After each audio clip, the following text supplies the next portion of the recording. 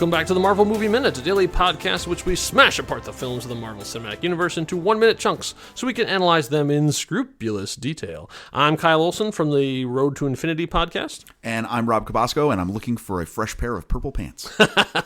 Aren't we all in our own way? I'm trying. All right, so we are here to talk about the Incredible Hulk minute number 4. Not the most exciting minute. Still a ton of stuff front-loaded. From the last 2 minutes, there's been we were sort of coming down from this one. So now we're into the movie proper. And I actually misspoke in the last episode. Uh-oh. I thought we got shirtless Bruce Banner in that one, but it turns out we have to wait until this minute to get shirtless Bruce Banner. You were half second off. I was half second off. I really was. Yeah, I thought it ended there, but it went the other way. So we get a fast montage of a lot of stuff going on. But before we get into really what happens in this minute, we're going to talk about what didn't happen in this minute, because there is a deleted scene that you can find on the Blu-ray or digital release, and for those of you who don't want to buy it, you can probably find it on YouTube as well. There is an alternate opening. Now, I'm not exactly 100% sure where it would have gone. There's no really commentary about where placement is, but since it is an opening, I would say it probably went here.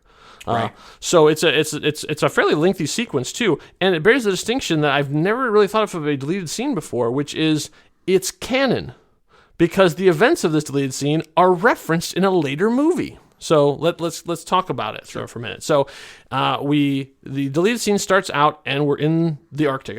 I'm going to say Canada because it sort of looks Canadian. Very, very snowy winter ice truckers. Like hauling something like lumber or something like that. And Bruce is along the way. I would assume that we would end the montage and we would go right into driving in this truck. And so he gets dropped off in the middle of the wilderness. He's got his backpack and his snowshoes, and he climbs up a mountain. He drops his pack off because where he's about to go, he's not going to need any more supplies. Climbs up on his own. He's on the top of this mountain looking at the Aurora Borealis, thinking about Betty because we see some flashes of her. He pulls out a gun and he goes like he's going to commit suicide, but instead the Hulk shows up and stops him, sees the gun, smashes it, and then smashes the ground. It looks like we see almost like a glacier that breaks free, so like the whole ice wall comes down, and it fades to black. So there are a couple things we can assume from that, like that is the incident that will be referred to later on. Like this is the incident. Oh, we'll get there exactly right. And it fits, and then from this point we would jump to what we're going to see in this minute, which is Brazil. Interesting to have your hero try to commit suicide in the first 5 minutes of an action movie. I can see why the Universal or Marvel executives were like, no. You can see where Bruce's head is at. No, you understand now fully where the character is after those first 2 minutes, and yes. He's on the run. Yes. And a little bit hopeless because he knows everything that's happened. Right. And I think they've done a great job of setting this up. He wanted to go a place where he wasn't going to be found. Yeah. You know what I mean? Like just vanish from the face of the planet. Yeah. But I think when you watch it, and please, definitely go check it out. Yeah, it's worth seeing it because it's all shot and edited and music's put to it. Now, it's a full complete sequence. You're gonna reference a future movie that references this scene. Yep.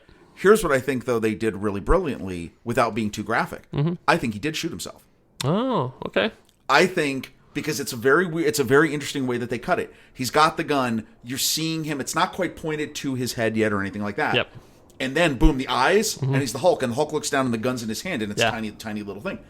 I think the Hulk was that he actually did shoot himself. Oh, okay. And that his body healed. It healed immediately in that whole moment. Yep. And kind of referencing then it makes even more sense, the scene you're about to talk about from a future movie. So if you flash forward then into the future, which I know drives the next real guys crazy when we do this, but in 2012's Avengers, written by Joss Whedon, story by Zach Penn, there is a scene, I would say one of my favorite scenes in all of the Marvel Cinematic Universe, and have as our podcast is about that, we've studied them in depth. The scene where all of the Avengers are together on the helicarrier arguing.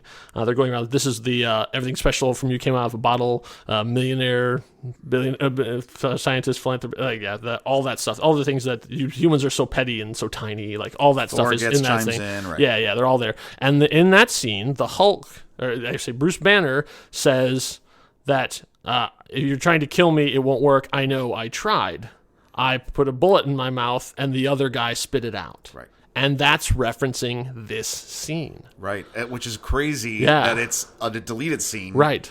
It's not only referenced, but see, that's when he says, I whatever it is, try to put a bullet in my head, and the guy spit it out. Yep. No, I think I think he actually did. And I think that scene is cut in a way to where, okay, that's not something you're going to put in a movie like Right. this. You're not going to, when you're trying to sell Hulk jammies, you're not going to have Bruce Banner with a gun in his mouth. No, and I think they cut it perfectly just to the point where if you're an adult, you know what's happening. Yes. You get it. If you're a kid, you're just like, what is happening, right? Yeah.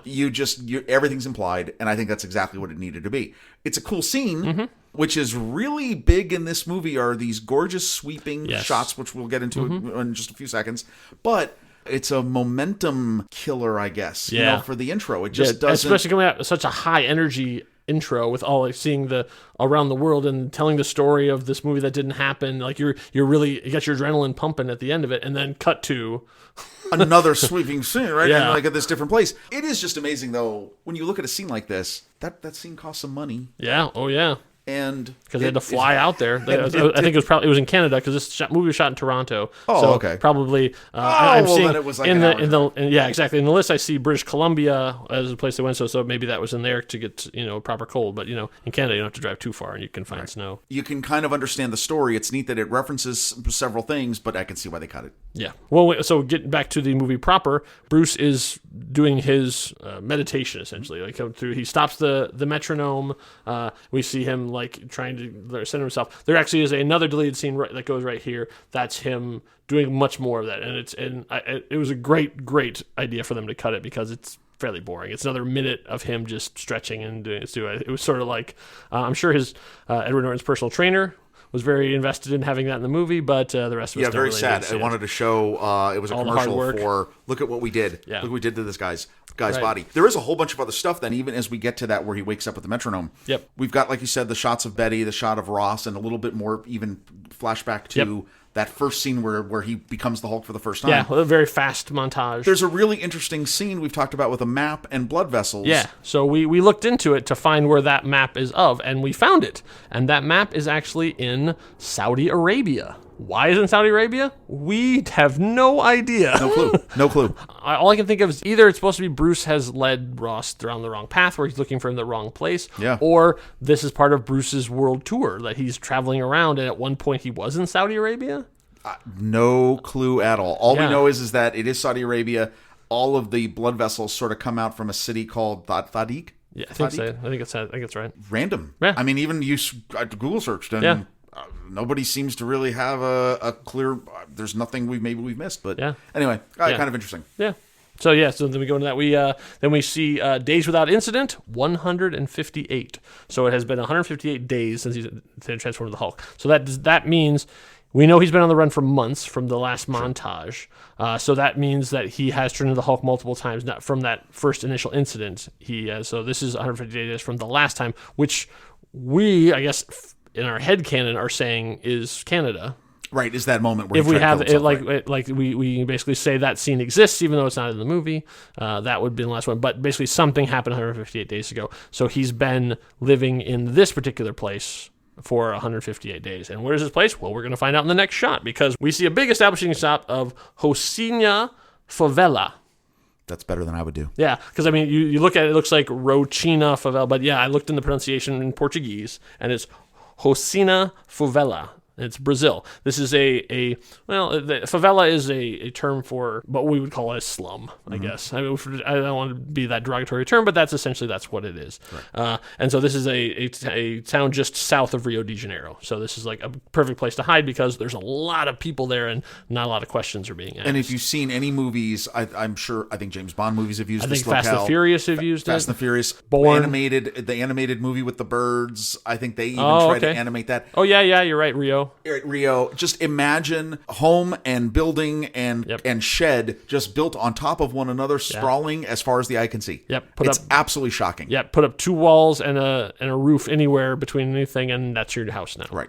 Yeah. There's really no building codes, no anything. It's very little rules of any kind. It's surreal, actually. Yeah. And this shot is incredible. It's a pretty incredible shot. Yeah, I was trying to find who did the helicopter work in this, and I couldn't find it. But they did an amazing job, and it goes on for pretty much the rest of the minute. Yeah, that's pretty much it. Just a little thing on the shot is that when you see it, I'm always amazed because you look at shots like this now and you think, okay, well, today drones, that's a drone shot. Right. It's not a drone shot. Clearly, it's because a this is before that. shot. Right. The first time they used drone footage in a Marvel movie was Age of Ultron. Oh wow, well, even later than I would have thought. I'm always amazed when you can do shots like this with a helicopter, and there's a ton of people. Like I don't know if it's digital, but I mean, there's a ton of people in the shot because it's over this space where all these people are living. Yeah. Not one person is looking up at the helicopter. Yeah. It's kind of unbelievable, actually. And maybe they had to fix some things. I don't know. But it's just really gorgeous and well done. At the very end of the minute, we get a quick glimpse of Bruce starting his day, which we'll see the rest of it pay off in the other one. But that's pretty much the minute. It really is. There's a couple of deleted things that would go right in here, but mostly it's just one gorgeous shot of Brazil flying over and establishing up this is where we're going to start our story. So we'll be back to talk about minute 5. Thank you all for listening. If you're interested in wearing some Marvel Movie Minute or Next Reel inspired clothing, well, maybe a mug with our logo on it, we have what you're looking for at our online store. Just head over to thenextreel.com/merch and you can equip yourself with the most beautiful things that celebrate all the stuff that we're doing over here at Next Reel. There's a store. Okay, that's really cool. Yeah. We will see you next time, true believers. Bye.